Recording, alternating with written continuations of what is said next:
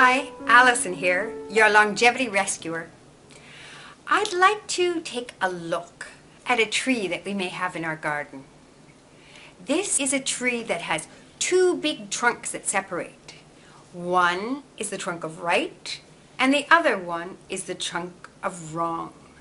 And you know what this tree's called? It's called the tree of judgment. And many of us have that tree in our garden. It reminds me of this story that I heard recently that I absolutely loved. And in this little story, what happens is that this man, he has one horse, and his horse runs away. So the neighbor comes over and he says, "Oh, I'm so sorry that you lost your horse." And the man says, "Well, don't be sorry. Who knows if it's good or bad? It just is." Then, the next day, the horse comes back with a whole herd of wild horses. And the neighbor comes running over and says, "Oh, you're so lucky. Look at that. You've got a whole herd of wild horses now." And the neighbor says, "Well," or I should say the man says, "Well, don't be too sure. We don't know if it's good or bad. It just is." And so then a week later, the son's riding on the horse, one of the wild horses, trying to break it in. And he falls off and breaks his leg. Well, the neighbor comes over and says, "I'm so sorry to learn what happened. What a terrible thing."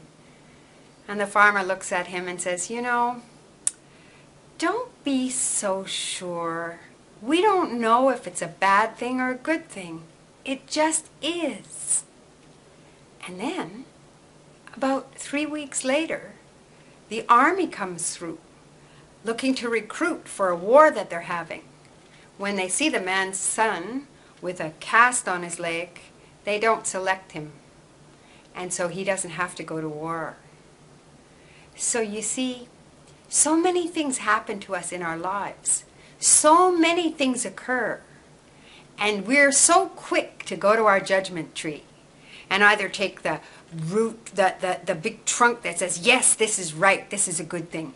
Or the big trunk that says, "No, this is bad, this is a terrible thing." But you know something?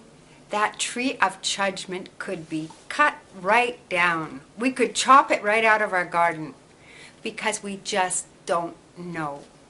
Some of the worst things, tragedies that have occurred in my life, have opened doors to wondrous things that I never could have dreamt possible. So this is something to think about. Do you have a tree of judgment in your garden? Are you looking at what's happening and deciding if it's right or wrong? If you are, why don't you chop down that tree of judgment?